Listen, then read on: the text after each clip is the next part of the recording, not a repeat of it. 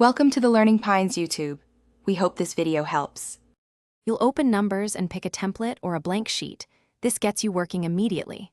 Tap the plus, select a template, and name the file so you can find it later. Make sure iCloud is on to save automatically and sync to other Apple devices. Once done, resize columns and rows for your data. This prevents overflow and speeds entry. You're starting with structure rather than layout because good structure makes formulas and charts far easier to build as you progress.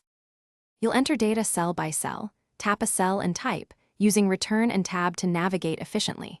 When calculations are needed, start a formula with equals, then type functions like sum, a2, a10, or average, b2, b10.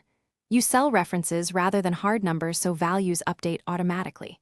Make sure to freeze header rows or lock columns for large tables so context stays visible as you scroll. Once formulas are verified, copy them across ranges to apply consistent logic quickly and accurately. You'll turn data into visuals by selecting ranges and inserting charts, then customize labels, series, and chart type so the story is clear. When ready to collaborate, tap Share and invite others or export as Excel or PDF, making sure permissions match your needs.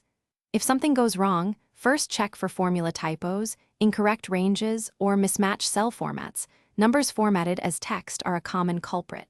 Finally, use revision history to restore an earlier version if needed. Make sure to save a copy before sweeping changes.